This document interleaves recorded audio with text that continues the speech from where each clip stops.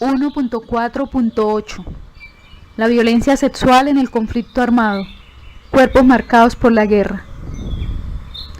La tarea de esclarecer las dimensiones y la sistematicidad de la violencia sexual dentro del conflicto armado colombiano registra importantes dificultades. Voy a ir a una cita de pie de página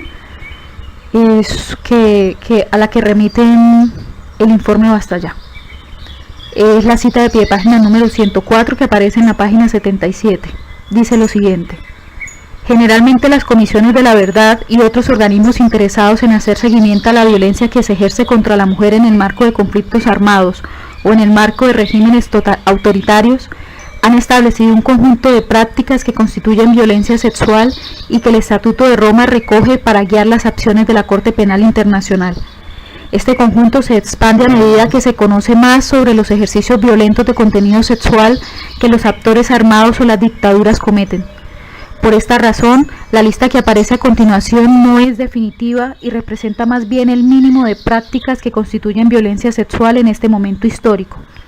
Estas son la violación sexual, el acoso sexual, la humillación sexual, el matrimonio o cohabitación forzados, el matrimonio forzado de menores, la prostitución forzada y comercialización de mujeres, la esclavitud sexual, la desnudez forzada, el aborto forzado, el embarazo forzado, la esterilización forzada, la denegación del derecho a hacer uso de la anticoncepción o a adoptar medidas de protección contra enfermedades de transmisión sexual o, por el contrario, la imposición de métodos anticonceptivos, la amenaza de violencia sexual, el chantaje sexual, los actos de violencia que afectan la integridad sexual de las mujeres, tales como son la mutilación genital femenina y las inspecciones para comprobar la virginidad. Fin de la cita número 104. Bueno, las dificultades en la tarea de esclarecer las dimensiones y la sistematicidad de la violencia sexual en el conflicto armado colombiano han ocurrido por la pervivencia de aspectos sociales y culturales que han naturalizado la violencia contra la mujer y la población LGBTI, en especial la violencia sexual. La estigmatización y revictimización que ocurren tanto en ámbitos sociales como institucionales han inhibido la denuncia y silenciado estos hechos.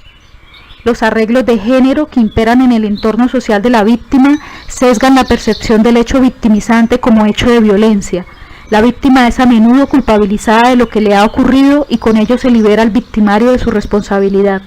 A esto se suma que la violación sexual se convirtió para la víctima en una marca de segregación y para la comunidad en un motivo de vergüenza, razones por las cuales la ocurrencia de este tipo de violencia ha sido negada u ocultada. Además, la estigmatización, los entramados culturales y la forma en que muchas mujeres conciben su cuerpo impiden que hagan visible en la esfera pública lo que es considerado íntimo, privado. Las huellas en el cuerpo y los impactos emocionales que deja la violencia sexual no son comunicados por las víctimas por temor a los señalamientos. Los arreglos de género que legitiman la violencia sexual también han permeado las instituciones. En ese contexto se registra la aplicación de procedimientos legales inadecuados para investigar los hechos y para atender a las víctimas, procedimientos que terminan por desestabilizarlas emocionalmente o por violentarlas nuevamente. En sus testimonios, las víctimas denotan reacciones de funcionarios o funcionarias que sutilmente las acusaron de haber inducido estos crímenes o que, inspirados en representaciones estereotipadas de la violencia sexual, no creyeron la veracidad de sus testimonios, es decir, no aplicaron el principio de buena fe. Comillas. Se va a citar una entrevista a un fiscal hombre. Un fiscal de la Fiscalía de Justicia y Paz de la ciudad de Santa Marta, en la entrevista practicada por el Grupo de Memoria Histórica en el año 2009. El fiscal dijo lo siguiente, comillas: el otro día llegó una mujer a decirme que había sido violada, pero el relato era poco creíble porque era fea y vieja. Fin de las comillas. Otros, haciendo abstracción de los contextos coercitivos en los que la violencia sexual se inscribió, asociaron su ocurrencia a una supuesta, comillas, libre expresión del deseo sexual de las víctimas. Los testimonios muestran que algunos funcionarios públicos reproducen prejuicios del estilo, comillas, a las jóvenes les gusta el traje militar, son ellas las que los buscan y se sienten orgullosas cuando están con alguno, fin de las comillas. Eso fue extraído también de una entrevista con un fiscal hombre de la Fiscalía de Justicia y Paz.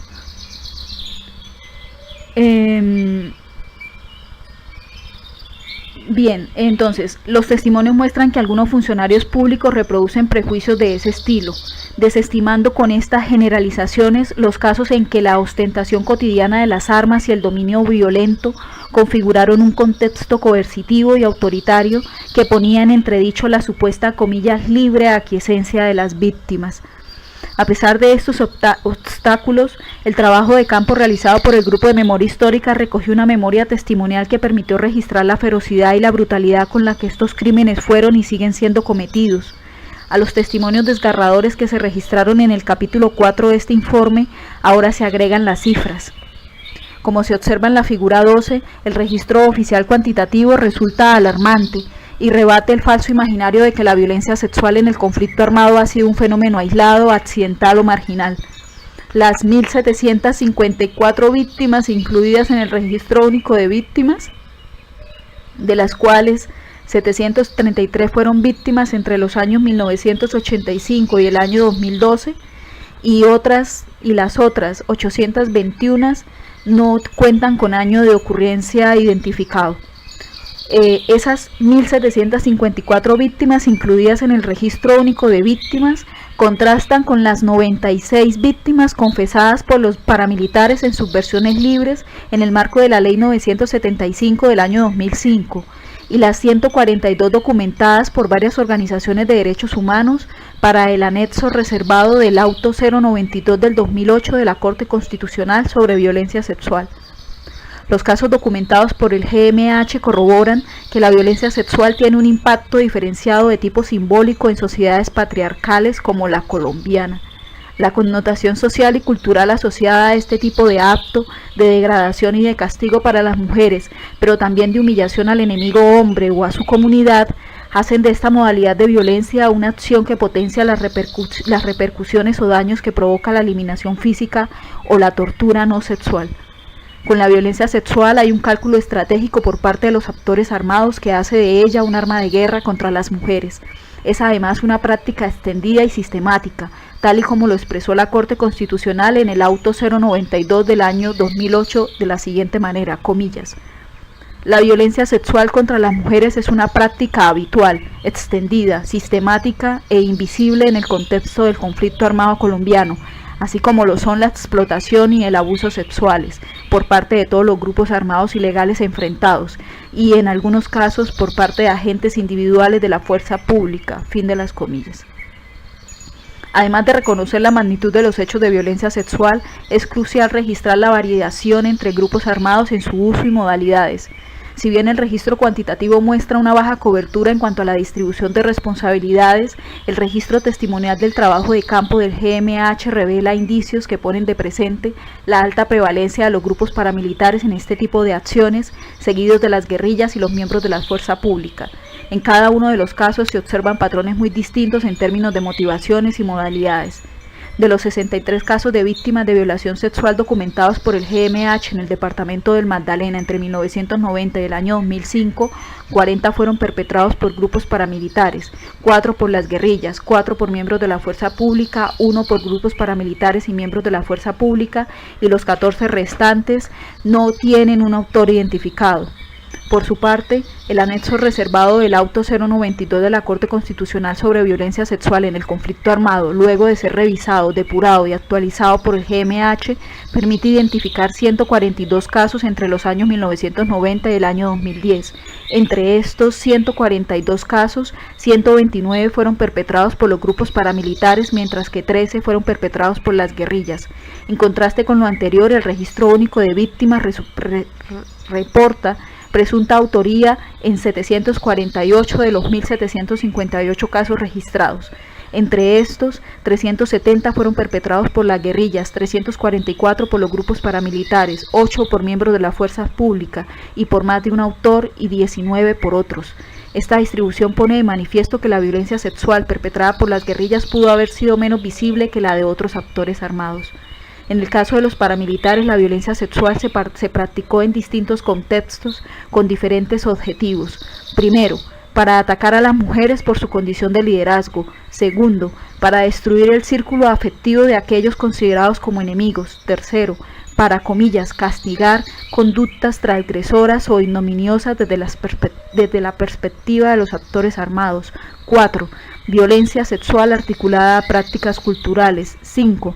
Violencia sexual orientada a generar cohesión entre los integrantes de grupos paramilitares y el afianzamiento de sus identidades violentas. En adelante, este punto 1.4.8 se va a dedicar a explicar cada uno de esos puntos. De los casos en que la violencia sexual se practicó por paramilitares. Entonces volvemos al punto 1, para atacar a las mujeres por su condición de liderazgo.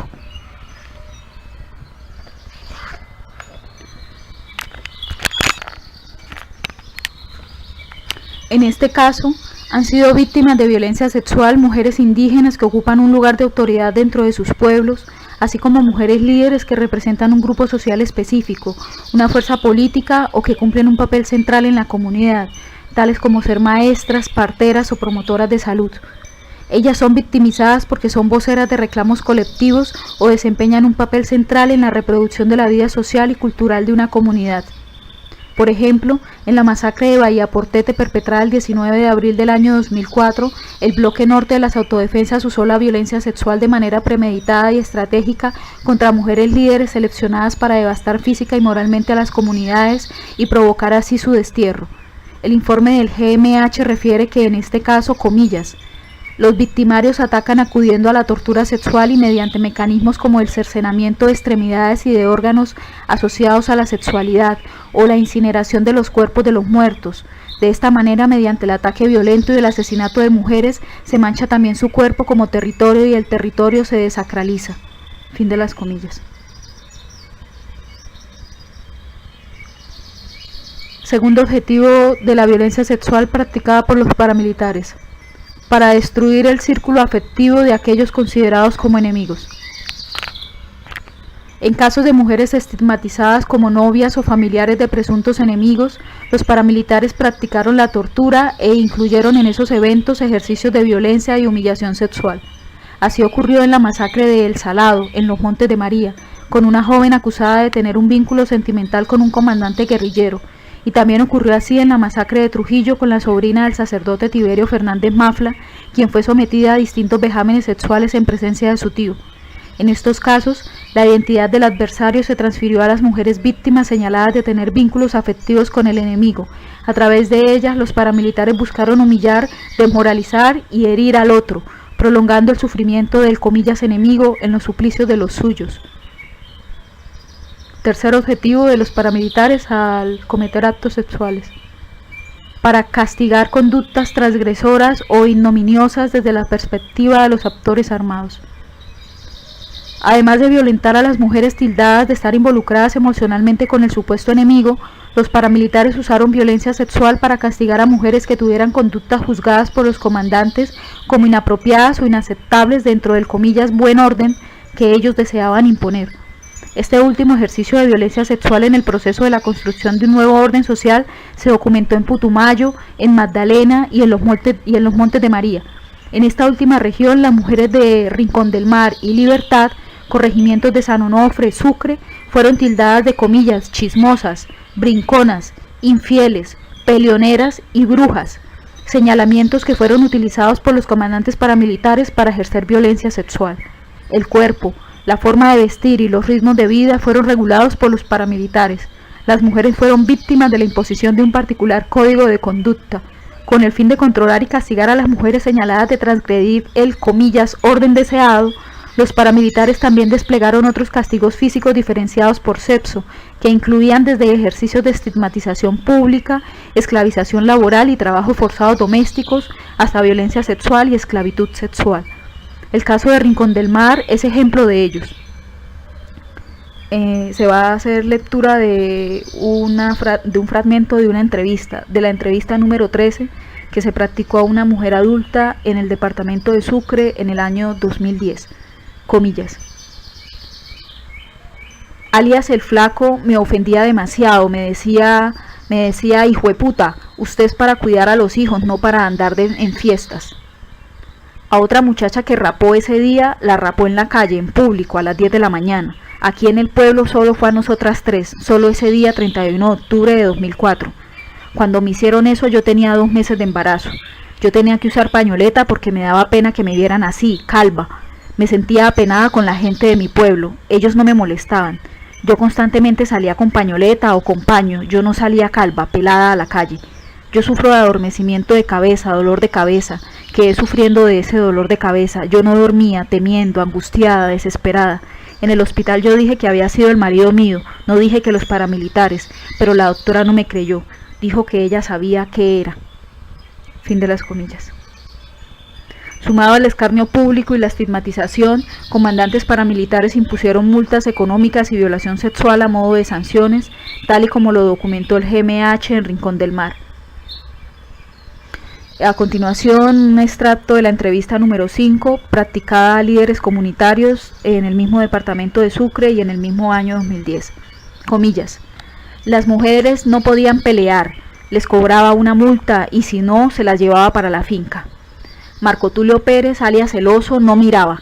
A él le decían golero porque se comía lo que fuera, maluca, mueca, todo lo que se le pasara por enfrente.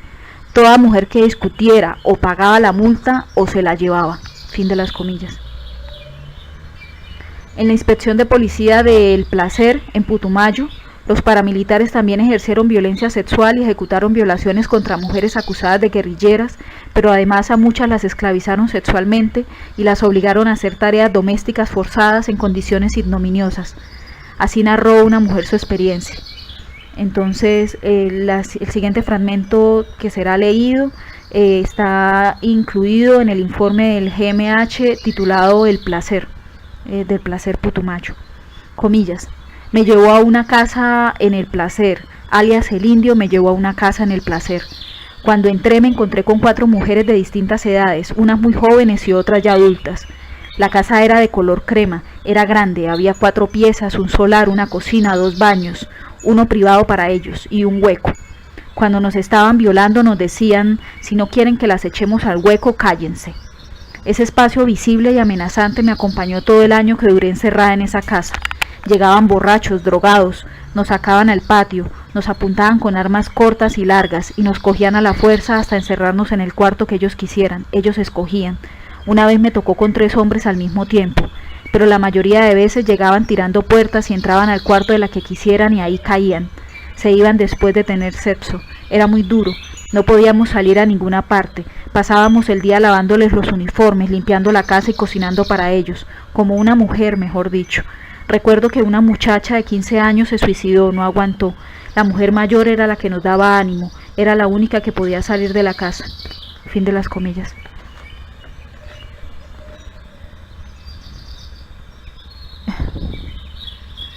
En escenarios de dominio paramilitar también se presentaron casos de violencia sexual oportunista. En estos, la utilización de violencia sexual no está ligada a la consecución de objetivos militares o estratégicos. Dicho de otro modo, la acción no es premeditada, sino que se inscribe en el escenario de oportunidades que genera el momento violento. Los integrantes de bloques paramilitares, una vez establecido su dominio, abusaron de la ventaja que les otorgaba las armas y sacaron provecho de la falta de sanción en la organización, para abusar de las mujeres. El siguiente caso ilustra un contexto de dominio absoluto de la organización paramilitar en la que un grupo de hombres abusa de la ventaja que le otorgan las armas y viola a una joven de 15 años cuando se dirigía al colegio donde cursaba el grado 8º.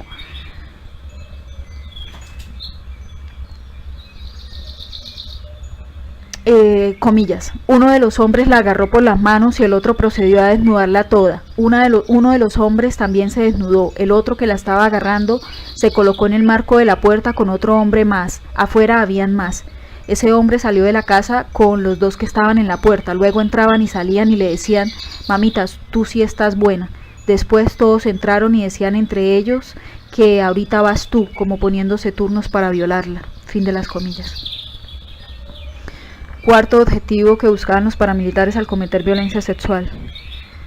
Cuarto, violencia sexual articulada a prácticas culturales. En el caso del dominio establecido por Hernán Giraldo en la Sierra Nevada de Santa Marta, se encontró que este comandante construyó, respaldado en las armas, unas relaciones de lealtad política, social y económica con los residentes de la sierra, usando patrones clientelistas y amparándose en prácticas culturales. A cambio de seguridad y prebendas, el patrón, así como se hacía llamar Hernán Giraldo, obtuvo acceso a las jóvenes vírgenes del lugar con la aquiescencia silenciosa de los lugareños. Se va a leer el testimonio de una maestra, y ese testimonio hace parte del documento denominado Mujeres y Guerra en el Caribe Colombiano. Comillas. No borraré de mi memoria a esa niña de 12 años, llevada a empujones, llorando por todo el camino, que subió a pie la sierra hasta la finca donde su padre negociaba con el patrón, su victimario, su virginidad, por 5 millones de pesos. Cuando llegó, la encerraron durante 15 días rodeada de armados. Fue una cruel tortura. Daba gritos y alaridos de dolor cuando él se le acercaba a besarla, cuando tocaba su cuerpo con sus manos asesinas. Ella narraba con horror que era un viejo de 60 años asqueroso. Hoy esta mujer cuenta que a pesar del tiempo sigue sintiendo asco de su cuerpo y no ha podido olvidar las huellas de la guerra. Fin de las comillas. Quinto objetivo. Violencia sexual orientada a generar cohesión entre los integrantes de los grupos paramilitares y a generar el afianzamiento de sus identidades violentas. El siguiente caso, aunque ocurre durante la masacre de El Salado, se inscribe en una dinámica interna del grupo de combatientes. El siguiente testimonio hace parte de una declaración rendida por una víctima en la ciudad de Barranquilla el 4 de marzo del año 2000. Esa declaración se rindió en Barranquilla el 4 de marzo del año 2000 y hace parte del expediente penal número 721 del mismo año 2000. Comillas. A mí me dejan casi al lado del baño cuando de pronto llega la enfermera paramilitar llamada María y dice bingo. Me apunta con una pistola, me lleva a un cerro donde hay como 10 paramilitares, me lleva el brazo derecho hacia atrás y me dice que van a quemar el pueblo y que cuánto me paga la guerrilla para que les colaborara. La vieja esa me levanta cachetadas y me dice zorra, perra, que ahora sí voy a saber lo que es bueno, que si antes no había ido al fin del mundo, que cuántas veces había hecho el amor. La llaman por radio que han herido al mono, que le cortaron la mano, que baje con el equipo y me dejen ahí con los paramilitares esos. Llega la enfermera María, le pedí agua y me dijo que no me iba a dar, que si quería me comiera un cardón o cactus. Me empezó a tocar, a manosear, me dice que me quite la ropa, pero que lo haga despacio, que vamos a ver un show o algo así, que me empezara a mover de la manera que ellos me dijeran. Me pasaron los cardones por el cuerpo, la vieja esa María comenzó a manosearme los senos, después vi un Carlos, me jaló el cabello para atrás, me besaba todo el cuerpo, me tocaba. Esa vieja María se reía, mientras ella se reía, Carlos me tocaba. Después de eso me violó delante de ellos, después de eso María me pegaba en la cola con una cachetilla que ella llevaba y me siguió maltratando. Fin de las comillas. A partir de los testimonios y los casos documentados en el trabajo del GMH se ha observado que a diferencia de los paramilitares, la violencia sexual cometida por la guerrilla no aparece como un mecanismo de violencia asociado centralmente a su estrategia de control social y territorial. Sin embargo, se han podido rastrear casos ejecutados de manera individual. Por ejemplo, para evitar el reclutamiento ilícito de sus hermanos, una joven menor de edad tuvo que aceptar el acoso de un comandante de las FARC. El siguiente es un testimonio que hace parte de la base de datos de violencia sexual y que fue publicado por el Grupo de Memoria Histórica en el documento Mujeres y Guerra. Comillas. Mi padre se rehusó a acceder que nos reclutaran y nos mandó a mi hermano y a mí a Minca, que queda en el departamento del Magdalena. De nuevo, el comandante lo buscó y lo amenazó, que nos tenía que traer de vuelta, que si no, no respondía por lo que les podía pasar a mis hermanitos y que mi papá salía de allí, pero en un cajón. El problema es que él se interesó en mí. El comandante dijo que yo tenía que ser su mujer. Le decían el negro. Mi papá nos tuvo que mandar a buscar. Un día volvió el comandante acompañado por 2 guerrilleras para que ellas me persuadieran. Ese día él me llevó y me tomó a la fuerza. Me dijo que mi virginidad solo sería para él. Era como azul ese negro horrible, parecía un diablo. Fin de las comillas. En los informes presentados por la Mesa Mujer y Conflicto se registró el testimonio de una secuestrada por las FARC, la mujer de nombre Riña Bolaños.